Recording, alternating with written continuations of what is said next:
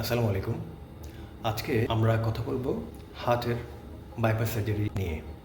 এইটি হার্টের একটি model. Heart আমাদের বুকের মাঝখানে সামান্য বাম পাশে ঠিক এইভাবে অবস্থান করে।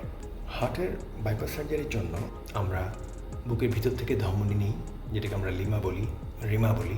পা থেকে আমরা শিরা নিই, যেটাকে আমরা ভেইন বলি। কী করা হয়? অ্যাকচুয়ালি এটি হার্টের উপরে শুরু হওয়া মহাধমনী।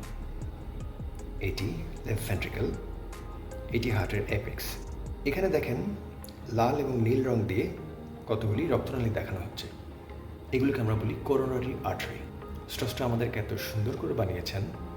আমাদের শরীরের উপরিভাগে, যেমন হাতের কথা যদি চিন্তা করি, এখানে শিরাগুলি থাকে চামড়ার ঠিক নিচে, আর ধমনীগুলি থাকে অনেক গভীরে। কিন্তু হার্টে স্রষ্টা ধমনীগুলো দিয়েছেন সারফেসে, যাতে এগুলোতে আমরা সহজে অপারেশন করতে পারি।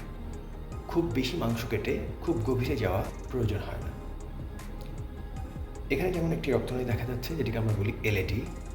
আমরা বুকের ভিতরের ধমনী নিয়ে, যেটিকে আমরা প্রায়শই ইন্টারনাল মেমোরি আর্টারি লিমা বলি, সেটি এই ধমনীতে জোড়া দিয়ে দিই বা অ্যানাস্টোমোসিস করে দিই। সেরকম আমরা রোগীর পা থেকে শিরা বা ভেইন নিয়ে সেটির এক মাথা মহাধমনীতে লাগাই বা অ্যাওর্টাতে লাগাই, অন্য মাথা রক্তনালীর যে অংশের ব্লকেজ তার দূরবর্তী অঞ্চলে লাগিয়ে দিই। তখন রক্তটা এই মহাধমনী থেকে এই শিরাপথ ঘুরে ওই রক্তনালীর মধ্যে দিয়ে হার্টের মাংসপেশিতে পৌঁছতে পারে। এটি বাইপাস। এভাবেই হার্টের ব্লকেজ হয়ে যাওয়া রক্তনালীকে পার করে দিয়ে রক্তের মাধ্যমে পুষ্টি এবং অক্সিজেন আমরা হার্টের মাংসপেশিতে পৌঁছানোর ব্যবস্থা করে দিই। এটি বাইপাস সার্জারি। সকলে ভালো থাকবেন। আল্লাহ হাফেজ।